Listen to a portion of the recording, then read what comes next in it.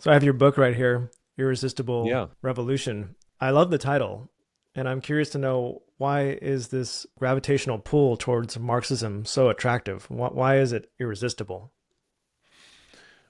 I stole the title Irresistible Revolution from one of the founders of the Black Lives Matter movement, actually, who, as it turns out, was stealing this idea from yet another person. But one of the founders, who goes by Future Khan, said that the role of the artist is to make the revolution irresistible.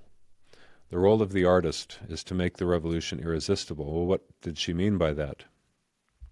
They had to come up with branding, marketing, slogans that no decent person in their right mind would be willing to fight against. Hence, a title like Black Lives Matter. And you notice that when people had an emotional response to what Black Lives Matter stood for or was doing or was showing up in the news for supporting, they would try and counter the Black Lives Matter movement or its ideology with phrases like, well, all lives matter. At which point they're immediately criticized, ridiculed, and saying you're missing the point. You don't get it. You're not allowed to say something different or use a slogan that is at odds with something that we've established for the revolutionary purpose, which is that Black Lives Matter. And of course, no decent person would disagree with the idea that Black Lives Matter. That's why the slogan itself became irresistible. And for a season, not anymore, but for a season, you were considered indecent if you weren't somehow on board with both the organization and all of its aims. But in fact, they themselves, as an organization, were rapidly removing some of their aims from their own online platforms because they were so off-putting to American culture, traditional American culture. Western nuclear family, as they called it on their website, was a target and an aim of their revolutionary cause. They wanted to eliminate or eradicate the Western nuclear family. No one in America is really interested in buying into that except for a very small minority of Americans. And so they were rapidly removing some of their slogans and policy aims, is what I should say, from their website.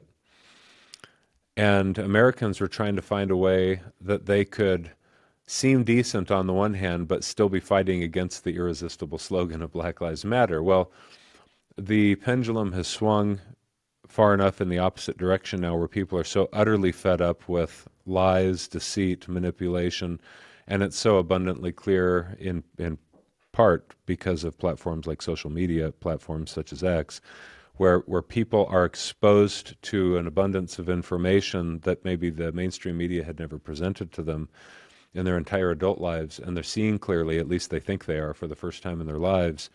And so now people are overly emboldened to fight against, speak up against some of these revolutionary causes or impulses. But that's where the title of the book comes from.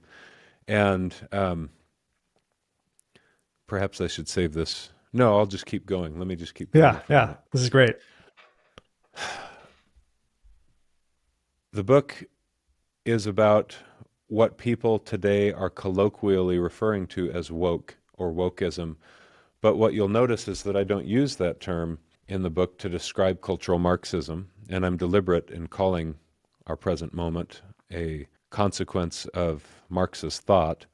But the reason I didn't use the term woke in the text of the book when I wrote it at the end of 2020 and the beginning of 2021 is because that term wasn't even generally in use among the American people, if you can believe that today in 2024, 2020, I guess it's 2025 now.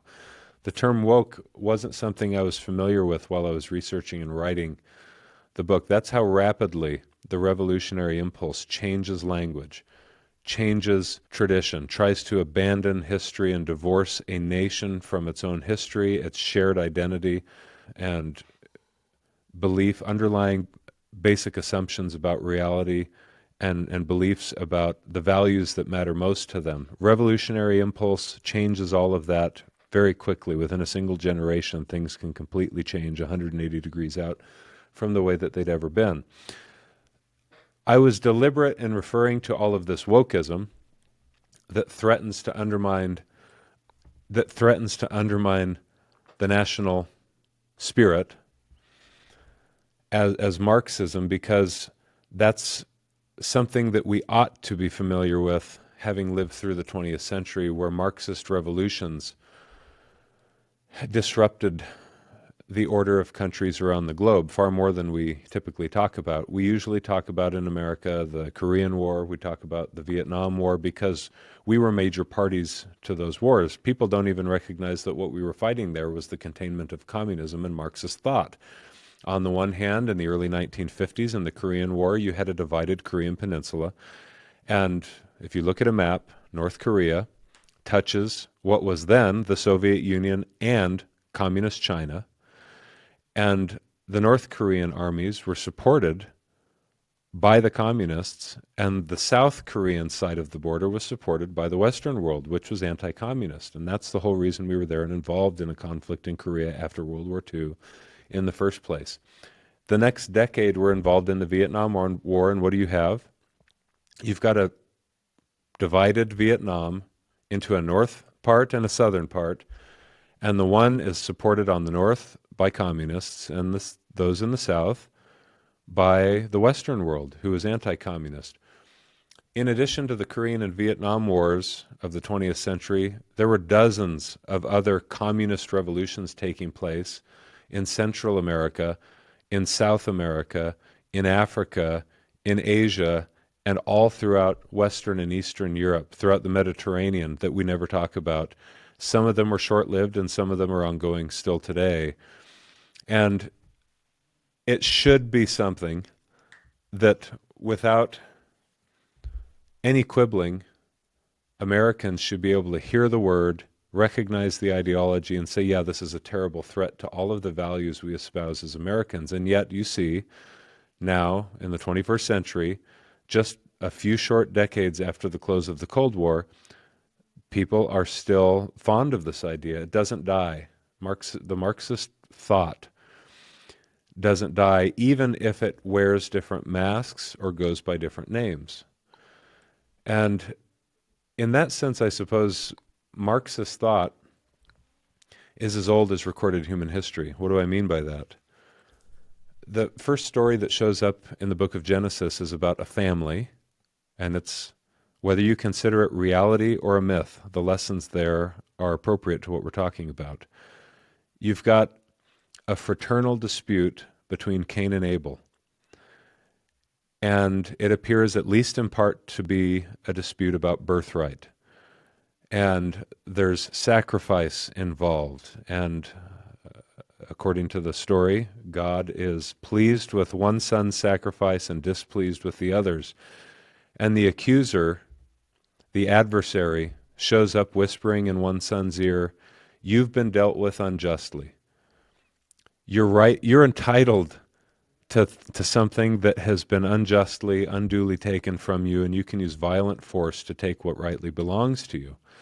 And so it begins with a brotherly conversation, at least that's how the story paints the picture, in a field that then, I imagine, becomes angry, accusatory, and ultimately ends in violence and a fratricidal murder of a brother, in the hopes of gaining something for himself that the accuser told him he had been unjustly stripped of.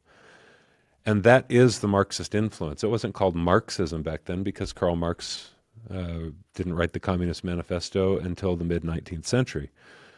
But that thread of victimhood and a victim ideology and accusations against the other, blaming the other for the problems we face in life, and then feeling at some point enough emotion and illogic and irrational. I'm going to restate all of that because it's becoming too muddled. I'll just say that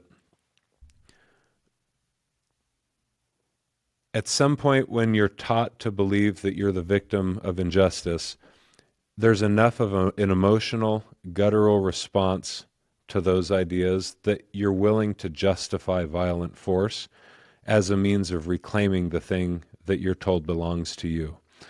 There's a reason that some of the basic commandments that we've inherited in the Jewish and Christian tradition that show up in other traditions as well involve commandments like not envying others and their things or their wives or their property, not murdering, not bearing false witness against the other. All of the things that show up so early on in the Bible and in the formation of every civilization in human history are the very things we still struggle with today in 2025 as we watch the partisan, polarized debates that go on in Washington, D.C. We still have a problem with backbiting and envy and bearing false witness and accusation and with emotional response and anger. And it's at such a tipping point that it's possible that people are, and I think I see this already, willing to justify the use of violent force against the other in order to reclaim something that we've lost. That's a story as old as human history, and it took a very particular form with a very particular narrative in Western Europe, thanks to Marx and Engels in the mid-19th century, but it morphs and transforms with all of the same spirit that it's ever had, and it wears different masks and goes by different names that the perpetrators feel are best suited to the particular cultural context in which the revolutionary spirit needs to manifest. And in 21st century America, largely what has been used is the race discussion, because that works far better for the Marxist cause than economic divisions. And now, of course, we've roped in addition to the race division, other narratives of victimhood that relate to our ethnicity or our some tribal identity or our sexual preference or one of many genders. And there's always a bad guy and there's always a good guy that's determined for you in those narratives. And if you happen to fall into one group or the other, then you're entitled to certain things or you're entitled to have certain things taken from you.